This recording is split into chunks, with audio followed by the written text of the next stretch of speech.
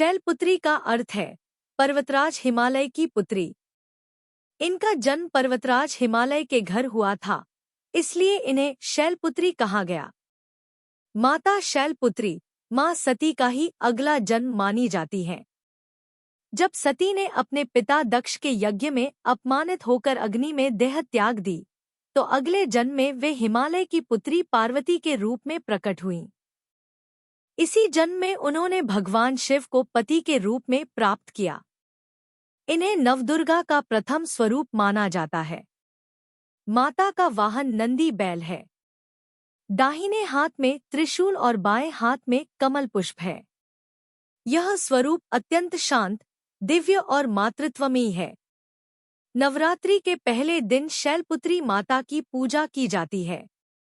माना जाता है कि इनकी पूजा से साधक का मन स्थिर होता है और साधना का शुभारंभ सफल होता है। यह मूलाधार चक्र से जुड़ी हुई देवी है।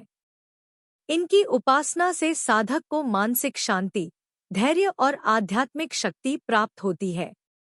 मां शैलपुत्री को प्रसन्न करने के लिए यह मंत्र जपा जाता है, देवी शैलपुत्रे नमः। ध्यान मंत्र। वंदे वाञ्छितलाभाय चंद्रार्थ कृत शेखराम, वृषारूढ़ां शूलधरां शैलपुत्री। माता शैलपुत्री की कथा बहुत समय पहले की बात है, जब दक्ष प्रजापति ने एक विशाल यज्ञ का आयोजन किया। यज्ञ में सभी देवताओं को आमंत्रित किया गया, लेकिन उन्होंने अपनी पुत्री सती और उनके पति भगवान महादेव को आमंत्रित नहीं किया।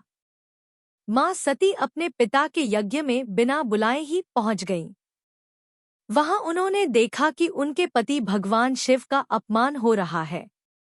यह अपमान सहन न कर पाने के कारण माता सती ने यज्ञ अग्नि में अपने प्राण त्याग दिए। शिवजी यह समाचार सुनकर क्रोधित हो उठे और उन्होंने विरक्त होकर कठोर तपस्या आरंभ कर दी। समय बीता और माता सती ने पुनः जन्म लिया।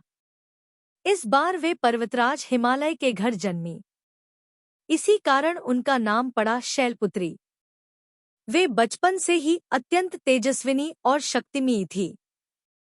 बड़े होकर उन्होंने कठोर तप किया और भगवान शिव को पुनः पति के रूप में प्राप्त किया।